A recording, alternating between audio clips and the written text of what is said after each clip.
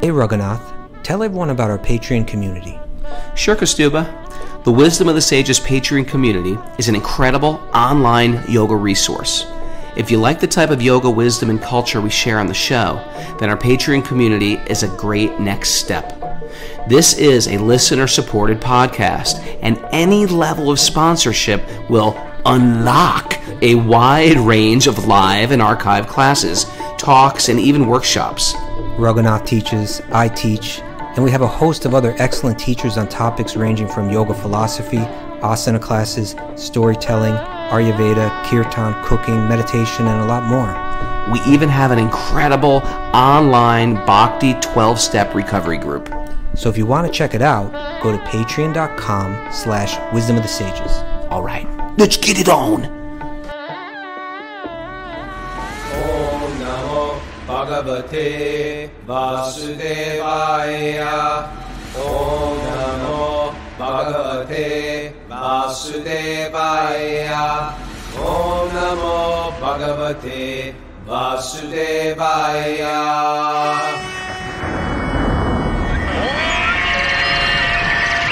Come on!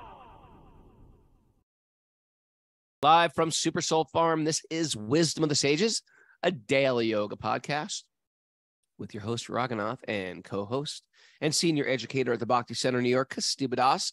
Welcome to the show, everybody. It's Thursday. It's Raksha Bandha. Is it? You know what that is? Yeah, it is. You know what that is? You give brother a little, and sister bracelet to brother and sister. We don't Brother have and that sister kind is of thing in the special. West. A little brother sister thing. Brother and sister day. It's like your bond of protection. You know, your brothers, your Tie a little thing around the wrist of each other. Yeah, it's your connection. You grew up in the family's house. You went through the same experiences. Now you're adults, and there's like that special connection. Good morning. Shabanda. How are you doing? Too good. Did you see the moon last night? You know what? We Super went moon. out for a late night japa walk. It was Balaram Jayanti. Yeah. Balaram's appearance day. Balaram Purnima. Balaram Purnim. And so we went out to look for the moon. It wasn't there. But I did wake up early and go chanting outside, and I saw it was either a UFO or like Jupiter or something, a bright light in the sky. I was like, what is that? It was like super bright. I was like, that was the moon, Raghunath. This could be the end of the world. No, I saw the moon. You ever the had moon. One of those days you're like, I think this might be the end of the world. Let's just keep it on the moon right now. I didn't see the moon. Did you? I did. I went out at 9:30 to see the moon. Well, we were out there. There was no moon. It was cloudy, right? It may have been it was cloudy up there. It wasn't here, and it was bright and powerful. It was the brightest moon of the year. It was incredible. When the non-devotees co-opt our moon and call it, there's a blue super moon, and we're like, yeah, that's Balaram Purnim, duh. And they're like, no, it's a blue harvest. It's a red, pink harvest moon, a fire moon. A super moon. That's some new one they make up. No, it's the Rasa Purnim. It happens every year at this time. So anyway, but it was nice. Even at 9:30, like all these people are out. I was so dismissive. Anyway, it was a really nice moon. Go ahead. Well, what? I'm just saying, it was a beautiful moon. I went out there, and maybe I did want to steer it away from you blaming everyone else for appreciating the moon. maybe I am guilty of that. Anyway, it was beautiful. Oh, Krishna. I got to give shout out for Mara and Kaustubha, because I woke up with an issue today. Oh, yeah. I had a big issue. It's a secret issue. I'm not telling everybody. I don't tell all my stuff. You were pushing me to do that the other day. What's that? Anyway, please continue. Okay. I was going through a Maha fork in the road, and I called Kaustubha, called Mara over, and I said, here's a Maha. And you know what? They saw things clearer than I saw them. And they actually just like settled my entire mind. It's so important to have devotees in your life when you're going through it, when you're at those forks, when big hurdles arise, and you just say, oh, devotees, what do you think? I'm thinking like this. And in a very cool-headed way, they both gave great answers to my... Happy to be there for you, Raghu. Thank you. You are my rock. Now we're going to jump right back in to see who would you kill. We're going to go through that again today. Can we get off of this crazy road takes the absurd trolley problems quiz? Yeah, we're over that now. Okay, we got Pat. Yeah, You're like, you know what? Honestly, like my 9-year-old does this to me on a regular basis. He always, right? He asked me these questions like, would you rather eat a frog or lose your big toe? You know? I thought you did well though on it, Robert. Thank you. I mean, it's horrible. It's like life during wartime. It's like you're gonna have to let one of your kids go. You know, it's like who wants to? Sophie's Choice.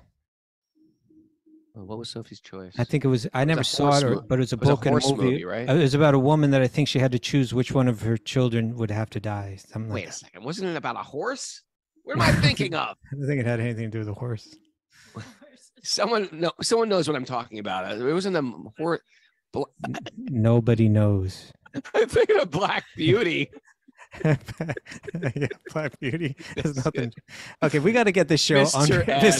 We got to get this show under control right now. It's spinning out of control right from the I could have sworn it was a horse movie. Can you Google that up and put your knitting aside? Probably maybe some horse won the Triple Crown and it was named Sophie or something. Sophie's this or that. I don't know. No, the Triple Crown winners. Secretariat? Are you thinking of Secretariat? Isabel Bilodeau is saying, no, you're onto something. Sophie's Choice was a horse movie. 1982 film.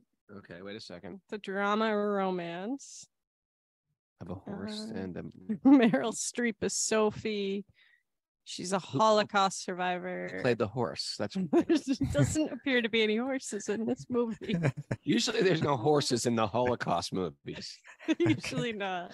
Okay, let's move this one on. Let's keep it moving. Mara, are there any announcements this morning? I've got to watch more TV. Yes, you don't. Yeah, that's that's my takeaway today.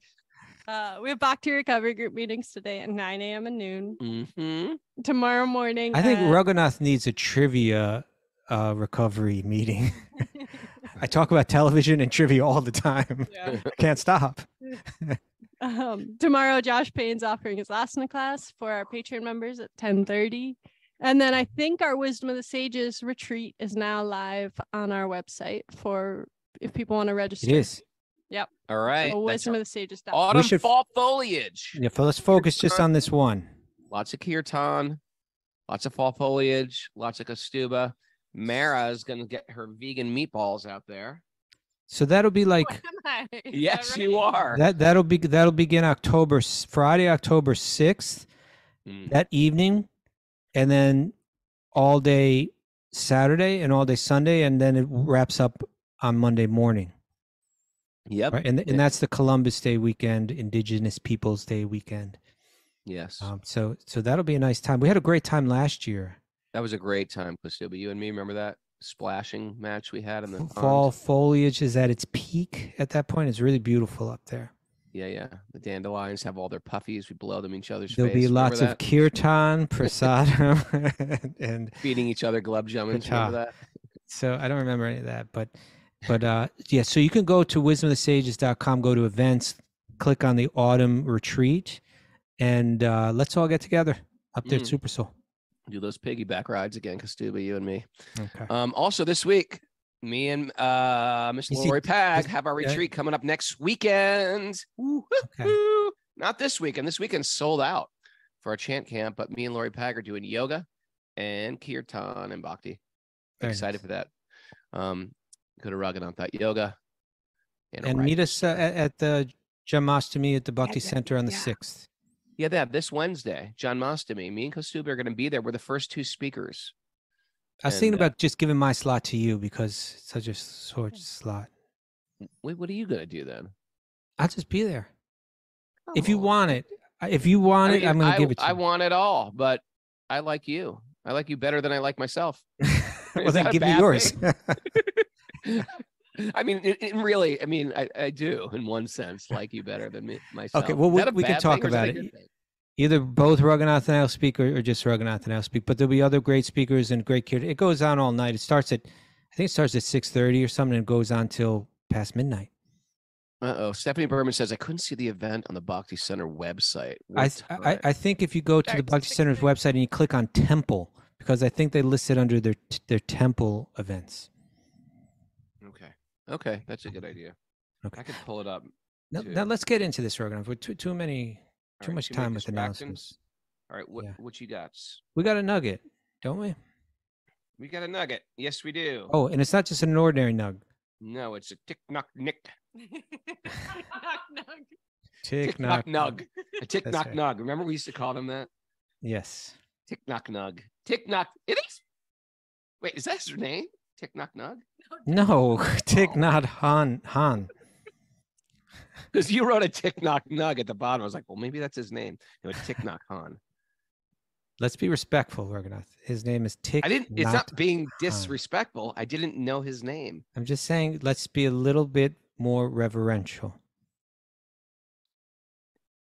Thich What Hanh. Thich What Hanh.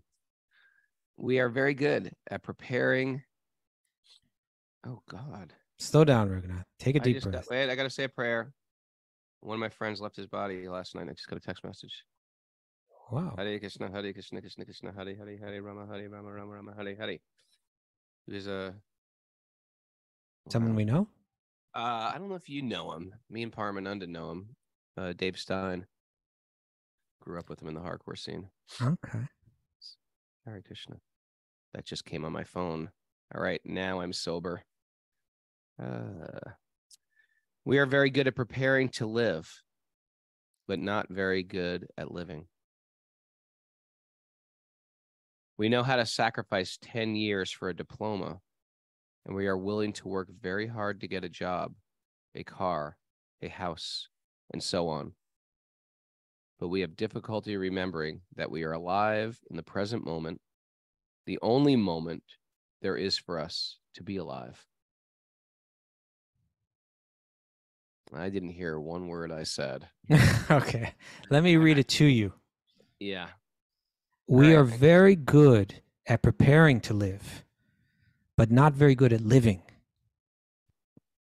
We know how to sacrifice 10 years for a diploma, and we're willing to work very hard to get a job, a car, a house, and so on. But we have difficulty remembering that we are alive in the present moment, the only moment there is for us to be alive. Right? This is important, right? This is important. Are we always working for, can we bring our attention and our awareness to life right now? Because it's a fact. It's the only, if we can't be, even in activities that we do that are done in relation to the future, like you can be spending 10 years to get a diploma and still be living in the moment. You understand? Or you can just be not living in the moment for that entire 10 years or for your entire life. You know?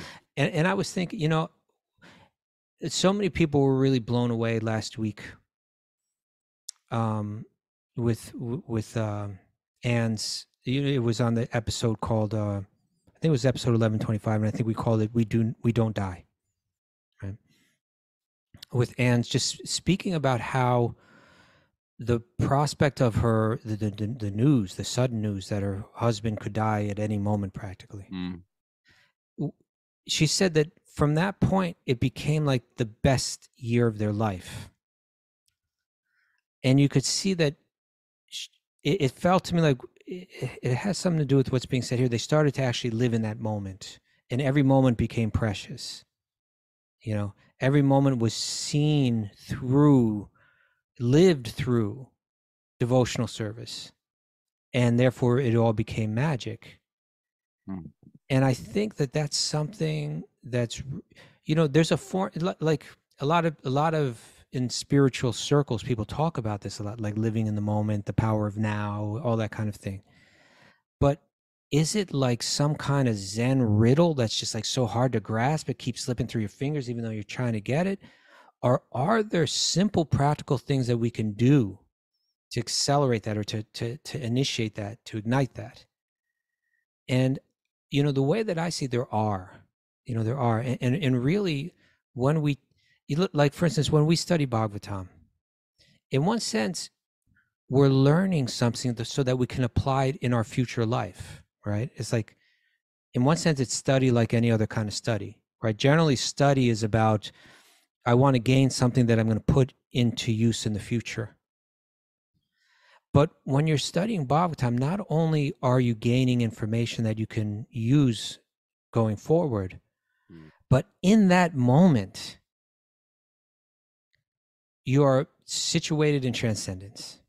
You're situated in eternality, and life becomes very meaningful. I remember, and maybe you can share thoughts like this, Raghunath, but like, have you ever felt when you're practicing bhakti, when you're performing devotional service, the feeling that, and it can be, the beautiful thing about this, well, you feel that there's no better place in the world for me to be than right here, right now, doing exactly what I'm doing.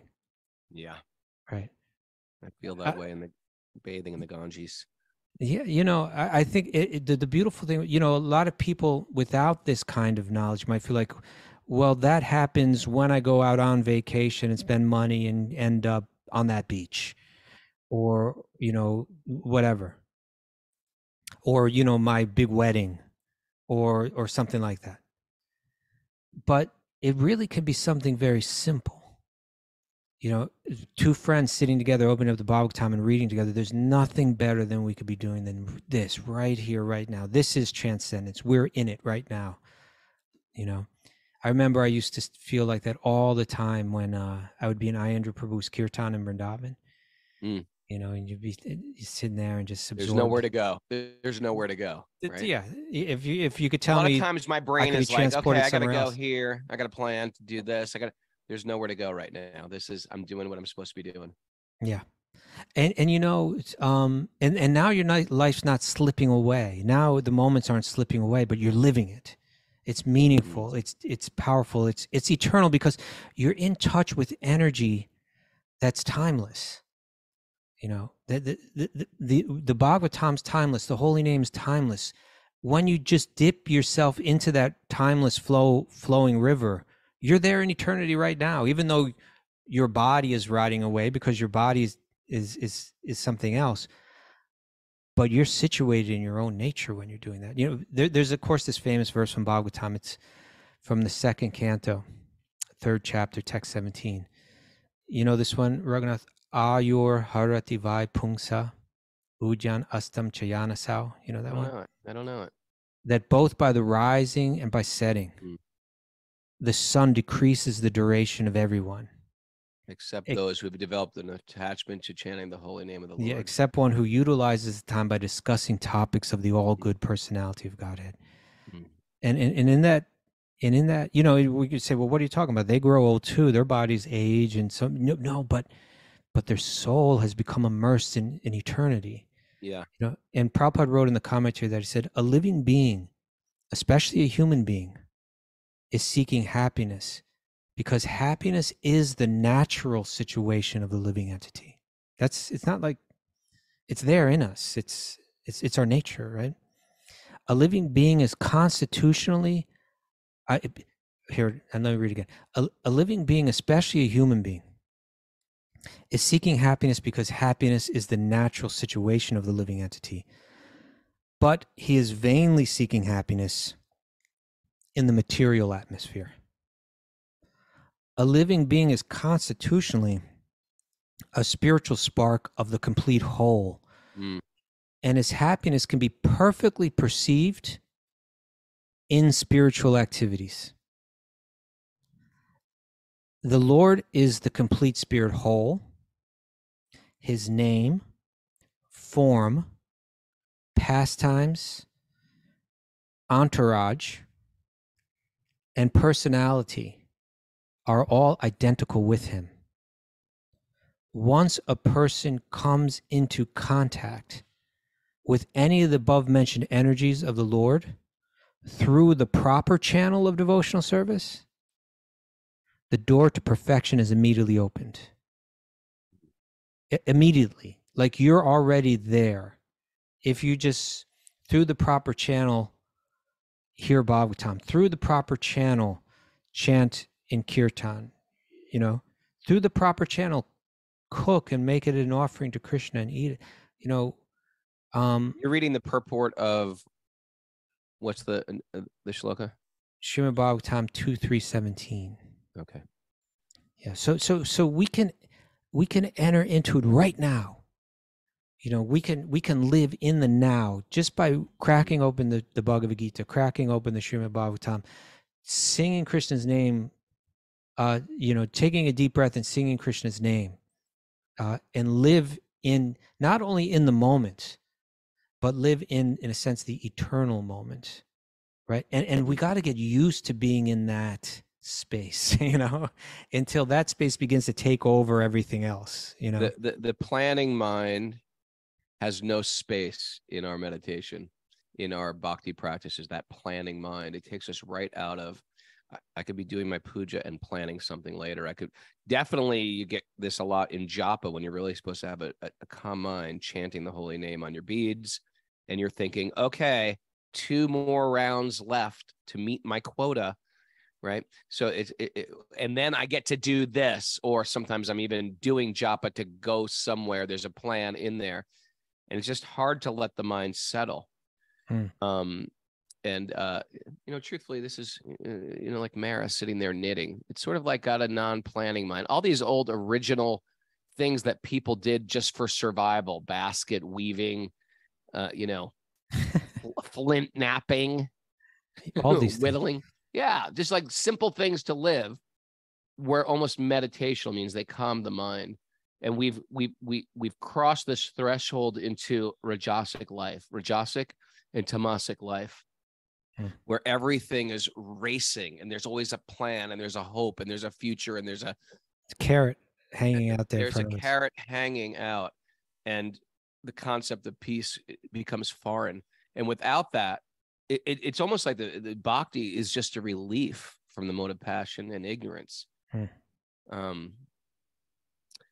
I apologize for being way off. I had a weird predicament. There was this person in my life who just left his body, and when me and Paramananda got into bhakti, he was just not into it, not real, if not against. He was against it.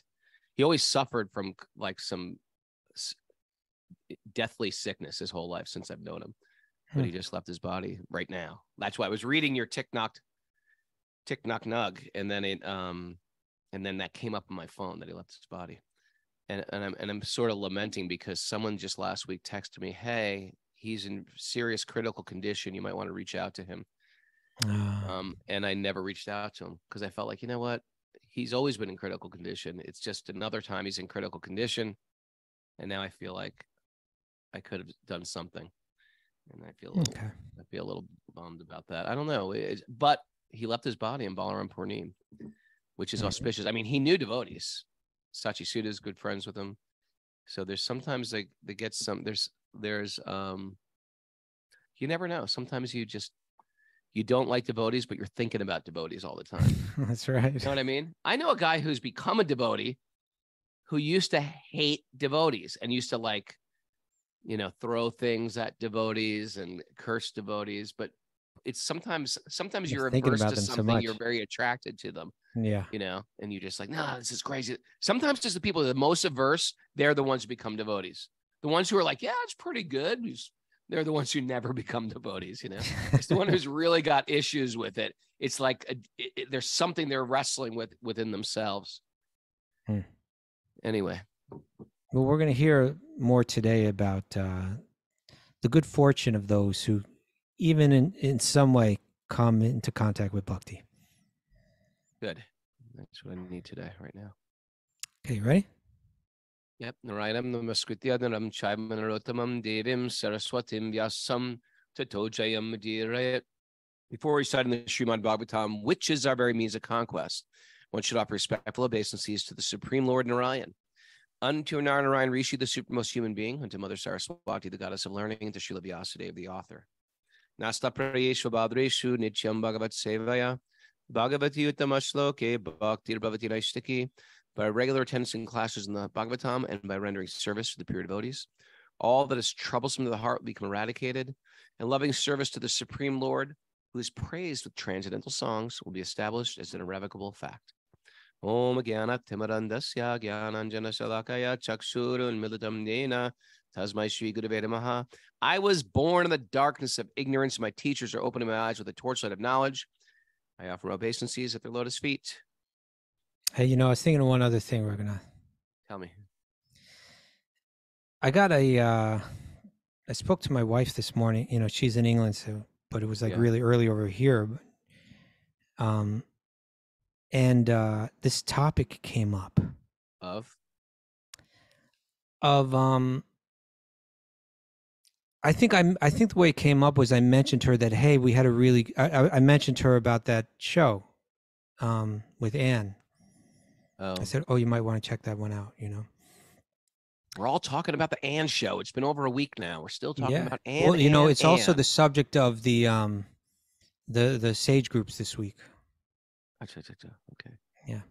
But I mentioned to her how Anne got to that point where she said she spoke with a certain conviction, and I think that conviction really it resonated with everybody, where she said a veil was lifted and she saw reality.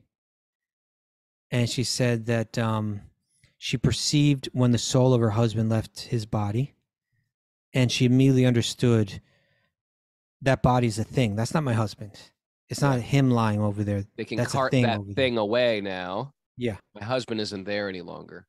And she said it took every bit of fear about death instantly away. Right. And so that knowledge, you know, it's one thing to speak about it theoretically, but you could feel that she got it. Yeah. She felt it deep. So even though it was such a challenging and potentially painful circumstance that she was living through, she was transcending it. And what Gita Priya told me, because she's very studious and she's always taking little notes. She's got these notebooks full of notes, you know. Really? Is she studious or studious? She studies Bhagavatam.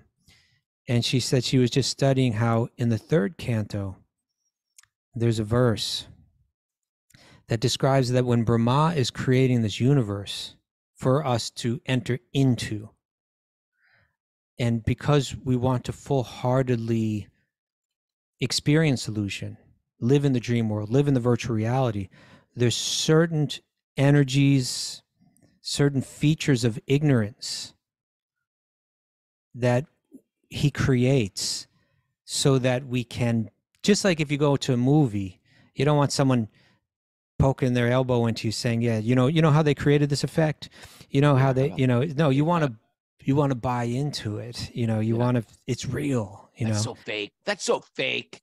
It doesn't look like a spaceship. No, you want to buy into the illusion. So for us entering into this world, Brahma creates these features of illusion that cover us, that basically hold us in the illusion. You know, one is called tama, the unawareness of one's real spiritual identity as a soul. One is called moham, which means thinking oneself to be a material body with the associated temporary designations. Then there's maha moha. Mohan means bewilderment, then like super bewilderment. It's interesting. Maha moha. Possessiveness towards temporary material objects. Not only am I this body and I'm from this country and this and that, that's illusion. But then when you begin to think that this is mine. Mine. Go. Daffy Duck style. and then tamishram, anger arising from frustration of material aspirations. Mm-hmm. And then the last one is called andatamishram, a sense of death of the self. I will die. Right? That these are not only untrue, but they're designed specifically for our illusion. These are computer programs that Brahma installs into the material world, right? And so when I mentioned that about Anne, my wife just said, "Oh, she just cracked through that, for real. That this idea that I'm going to die, it's something that it's an illusion that we live with, we feel, and due to the intense circumstance that she was going with, combined with the knowledge of Bhagavad Gita and Bhagavatam, you blend those two together, and boom, she punctured through it. She penetrated through that ingredient that the designer of the universe downloaded into the system. It's kind of fascinating, Totally fascinating. Yeah. Totally fascinating. Breakthrough. Brought up 2 squirrels, but I'm gonna hold that. Okay. Anne was sort of like, she's sort of like, sometimes those things, it just lifts a veil and you become a different person. It reminds you of who you were in your previous life. Things just can't. If you heard the whole unabridged story of her story, yeah, it's like she woke up almost to like being another being from wherever she left off, and it needed this type of jarring almost. It was quite interesting. On another note, if you really want to go down an interesting rabbit hole, Google search.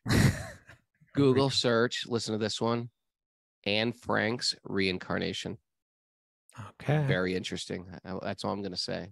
I appreciate that. That's all you're going to say. Make that your fun project today. Anne Frank's reincarnation. Okay. But otherwise, we can just meditate on this idea. Yeah. Think of this as a laboratory. You got a test tube or vial or whatever, right? Yeah. And in that test tube or in that vial is your own painful life experience. Mm-hmm. In Anne's case, it was the news of the potential sudden death of her beloved husband. Yeah. So in the vial is sitting there your painful life experience. And then what you pour into that vial is the transcendental knowledge of Bhagavad Gita and Srimad Bhagavatam. And then there's a chemical reaction, right? And that chemical reaction is you perceive reality. Potentially, that's what can happen, right? Sure. It's one thing if we just read the books and we don't have any painful life, we might not get there. But that painful... You could put it the other way, that in the vial you have the knowledge of the Bhagavatam and Gita, and then you drop in some painful life experience and boom, it's like boom, there's a chemical reaction. Now, Ajamil had a chemical reaction. His was an interesting, right? He had a background of Bhakti. He had a background of Vedic pure, let's say at least he had a background of Brahminical lifestyle and connected with, maybe indirectly, connected with Bhakti. Took a little detour down prostitute lane. Yes. And not only prostitute lane. It wasn't so much the prostitution itself. I think it was how he lived in relation to that, what he was willing to do for that, Sure. Who he was willing to abandon, who he was willing to harm for that, Right. That was the real sin. Yeah. It wasn't the fact that she was a prostitute. Actually, it was like she was just out of it, and he wanted to support that, and he'd do anything to do that. Yeah. And it spiraled him into like this out of control lifestyle. Yeah. And then he was play out in some of our lives and other people's lives, people we know's life. And then he was going through in this intense life pain of facing the Yamadutas. Right. Yeah. But then, combined with the holy name, poof. So anyway, we're wrapping up the story of Ajamil today. We're getting close to the end now. Okay. Text 28. Paramahamsas are exalted persons who have no taste for material enjoyment and who drink the honey of the Lord's lotus feet. You want to hear something funny about this word Paramahamsa? It's like when the British first translated this word, because they would, they'd send all these scholars in to translate their language. They translated the Paramahamsa to being, because it literally translates to the Great Goose. They call Goose? all Swan. their gurus the Great Goose. The Great Goose. Great Goose. But the idea is that a hamsa or a swan, the great swans, the swans have this ability to, if there is milk in a pond, they can somehow extract the milk from the water by drinking it. They have scientifically, they do have certain filters in their beak, in there somewhere. I don't know, but I guess they do. No, I'm telling you they do. Okay. So they're called, so they say that the great souls can be in a filthy place, yet extract just the nectar, just the infinite wisdom from even a filthy place. So and I think, and even a Paramahamsa even could further refine it. Like in other words, a Hamsa, a swan, might be able to move through this world and say, you know what? I'm not interested in reading the Harlequin romances. I'm not interested in Netflix. I'm not interested in scrolling through Instagram. I'm interested in reading the Vedic literature. Okay, you're a swan. You're a Hamsa, right? Yeah. But even like a Paramahamsa, maybe like even out of all that Vedic literature, what am I interested in? I'm interested in Srimad Bhagavatam, the essence of it all. You, my friend, are a great goose. Paramahamsas are exalted persons who have no taste for material enjoyment and who drink the honey of the Lord's lotus feet. My dear servants, bring to me for punishment only persons who are adverse to the taste of that honey, who do not associate with the Paramahamsas, and who are attached to family life and worldly enjoyment. Oh boy, I'm in trouble. which form the path to hellish planets. Well, now let's be clear again. That the whole family illusion is when you see your family when you see them disconnected from the root. That's the problem. I see my family, and when we say family, we can even expand that: nation, community, family, tribe. When you see them as the source of happiness, the source of when you put them in the place of God, God is the source of happiness. God is the source of protection. Let's hold hands with our family and all move in the direction of that source. Yeah. That's not a family life that's miserable that will take you to hellish planets. Right. That is the liberating family. That's right. It's a spiritual family. So what's happening in this verse is that Yamaraj, the judge of Dharma, who's been adharmic and who needs their karmic punishment. Yeah. He's telling his messengers, the fearsome Yamadutas, in the future, anybody that's one of these Paramahamsas, or even wants to associate with the Paramahamsa, those people that want to hear about Lord Vishnu, that want to hear about, that are drinking this honey, don't bring me them for punishment. Don't even try. Avoid them, right? Bring me the people that have said, I'm turning my back on the root. They need to get straightened out, right? They need to get straightened out. Only bring me those people. And I was thinking about this honey too, Raghunath, because we hear this kind of honey, Yeah, you use that analogy a lot. Lord's lotus feet are like honey. Yeah, I did a little bit of You did a little honey research? Yeah. Okay, let's see what you got there. Well, one is, what is honey? It's nourishment that's stored, right? In flowers. Well, it's taken from flowers.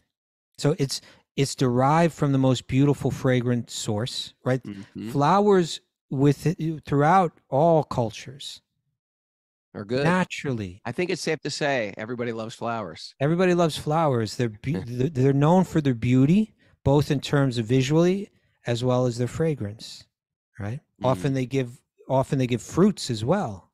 Mm-hmm. So they're derived from the most beautiful source.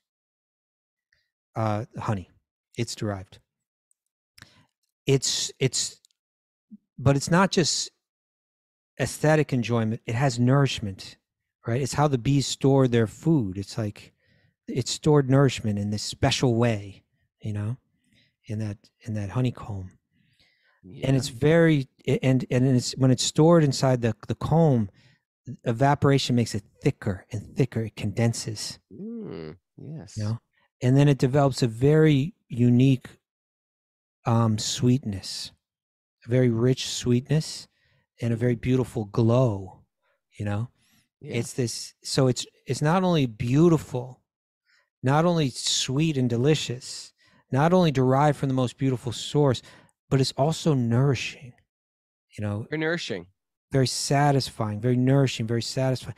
That's what Bhagavatam is.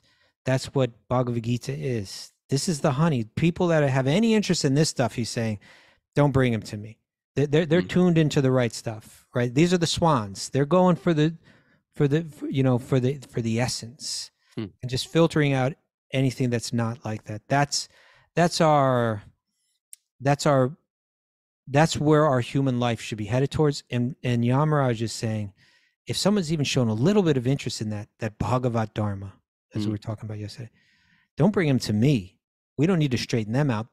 They're going in the right direction already. Mm-hmm. Even if they have a whole history of dented can, of bad karma and all that, they if you took all the different living entities, they're the ones of the few that are really headed in the right direction toward that honey, right? Leave them alone. To extend on this honey analogy, oh yeah, if you've been burnt by the material world, honey is useful for burns, as a balm, healing balm.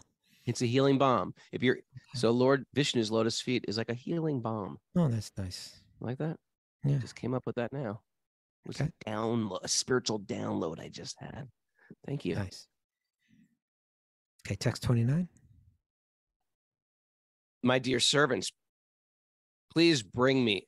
Isn't it interesting? Lord Yamaraj is the only one who's allowed to be judgmental.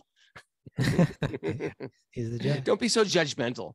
But I'm Yamaraj. But that's what I do. That's what I do. That's what Lord Vishnu did.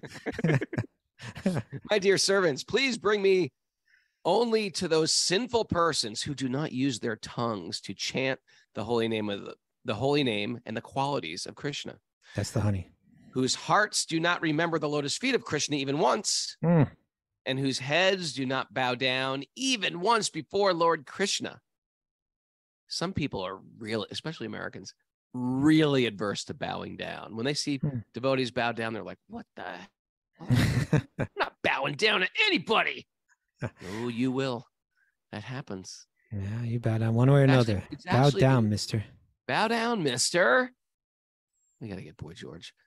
Okay, send me those who do not perform their duties towards Vishnu, which are the only duties in human life. Oh, isn't that nice? The only duties you have in life are your duties to Lord Vishnu. So, next question is, what are you doing today? Oh. Huh? Okay. You got some duties to Lord Vishnu or just filling up your time? Yeah. You got duties to Lord Vishnu, which are the only duties in human life. Please bring me all such fools and rascals. Okay. Now that he's said all this, he's instructed them. He's instructed the Yamadutas about Bhagavat Dharma, how it's something special and beyond ordinary Vedic Dharma. He's given them the direct order. Any people that are interested in Bhagavat Dharma, that are chanting the holy name, that are interested in the glories of Vishnu or Krishna, don't bring me them, avoid them. And now he's going to close his eyes, fold his palms, and actually say, dear Lord Vishnu, I'm sorry that my servants went and tried to bring one of your devotees to me for punishment. We were off. We were wrong, right? He's actually owning it. He's not just saying them. You can see the quality of his leadership, right? He's owning it himself and asking for forgiveness. Okay, then Yamaraj, this is text 30, then Yamaraj, considering himself and his servants to be offenders, spoke as follows, begging pardon from the Lord. O my Lord, my servants have surely committed a great offense by arresting a Vaishnava, such as a Jamil. O Narayan, O supreme and oldest person, please forgive us. Because of our ignorance, we failed to recognize a Jamil as a servant of your lordship. Very interesting that he's taking full responsibility here, Kostuba. Yeah. Right? Mm-hmm. This is sort of because of our ignorance. It's like business instructions from the Srimad Bhagavatam. Yeah, totally. Instructions. Take full responsibility for your servants. He's not saying, hey, I'm sorry, I told them the right thing to do and they didn't do it. Yeah. You know, he's saying, because of our ignorance, I own it. We failed. Thus, we have certainly committed a great offense. Therefore, with folded hands, we beg your pardon. My dear Lord, since you are supremely merciful and are always full of good qualities, please pardon us. We offer our respectful obeisances unto you. I beg your pardon. I never promised you a rose garden. I knew that would get you going. Who was that? Continue. Is that Tammy Wynette or something? Or no, Loretta Lynn or something? I beg your pardon. Mary, look that up, please. I never promised you a rose garden. Okay, now we're going back from sage level 3, Yamaraj, up to sage level 2. The conversation between Shukadeva Goswami and Maharaj Pariksit. Right, the narrators of this particular story. Yeah. Lynn Anderson. Lynn Anderson, okay. Who's she? Maybe a one-hit wonder? I don't know. One-hit wonder, man. That is a great... Studying the lives of one-hit wonders. We're It's a real subject. I'm saying, like, this is Bhagavatam stuff. This is interesting stuff. Yeah. You feel like you're on the top of the world. The whole world is finally validating. The whole world finally gets me. I'm in the flow of things. The world's reciprocating with my devotion. And all of a sudden, boom, nothing. Record label is like, you're dropped. Your A&R man fired. It's over. Your career's dead. You're waiting tables. That's heavy stuff. The song is written in 1967, actually, by American singer-songwriter Joe South, and was first recorded by Billy Joe Royal on his 1967 studio album, Billy Joe Royal. Thank you, Madam Squirrel. Well, you asked her to look it up. I know, but that was too much information. Well, no, that song actually does. It is kind of like some sage advice, right? I beg your pardon. I never promised you a rose garden.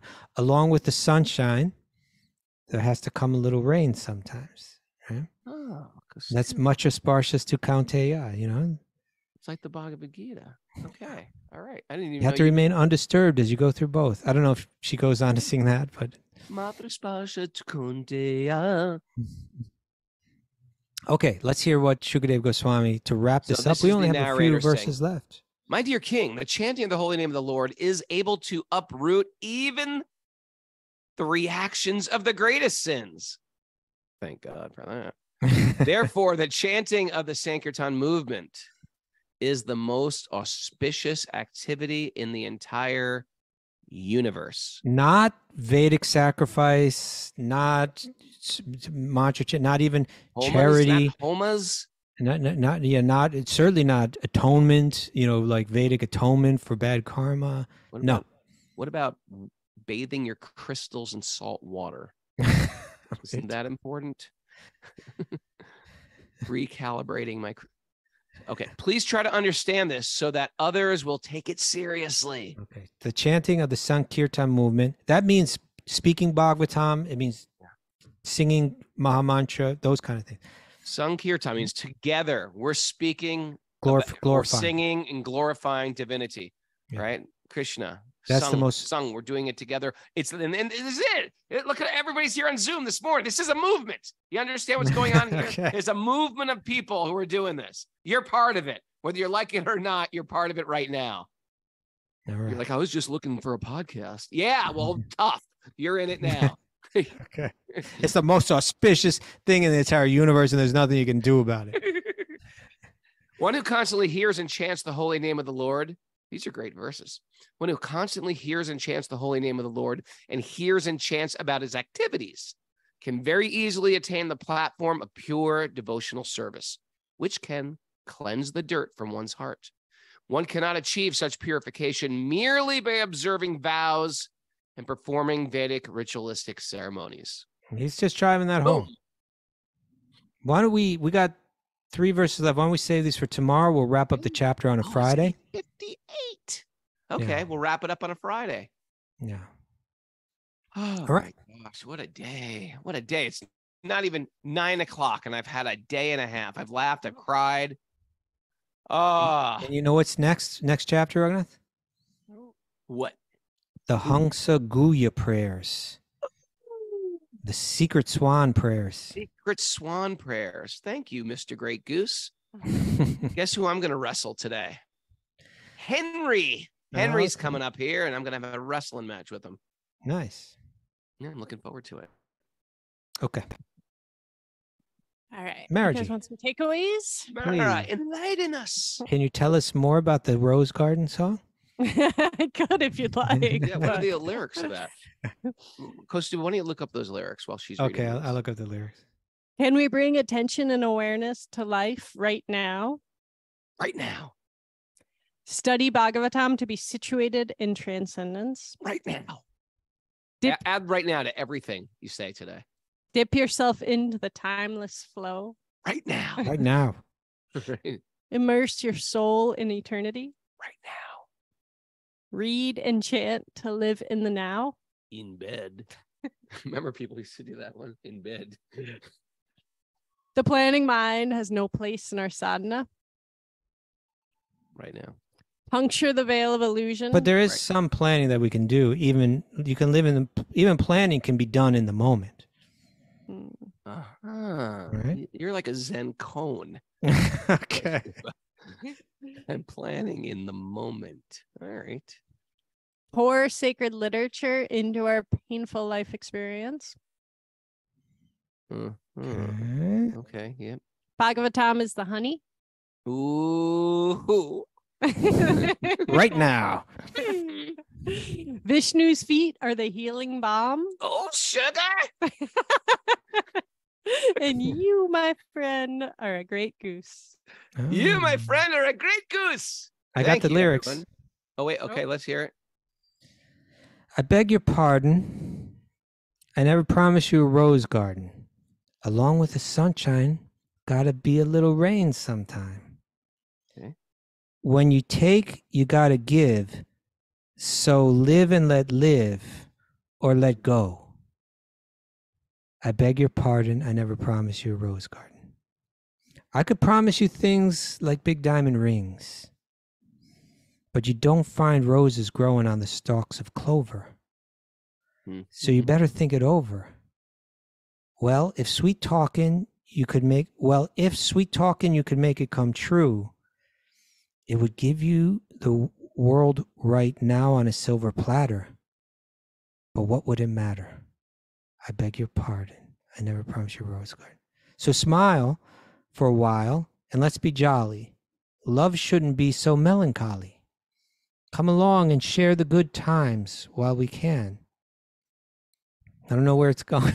This could be interpreted different ways. Either Yeah, it's it could totally be materialistic or totally We're spiritual. totally It's one of the two. hedonistic. It's Yeah. totally hedonistic. Let's just enjoy ourselves right now. That's your takeaway today. Maybe she's saying live in the moment, Raghunath. If this is capital L love, it's totally spiritual. Yes. Right. You know, better just to interpret everything with capital L love. All right, everybody. See a lot of people this weekend at Super Soul Farm for Chant Camp. Next week, me and Lauren Pag. Next week, the Bhakti Float Fly and Chant weekend at Super Soul Farm. There's a couple spaces left for that. Also, thanks everybody for joining us. We're going to do Q&A live this weekend. Looking forward to that. And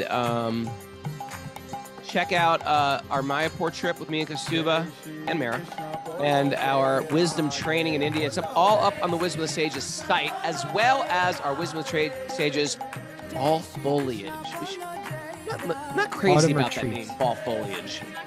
It's Called not the Autumn Retreat.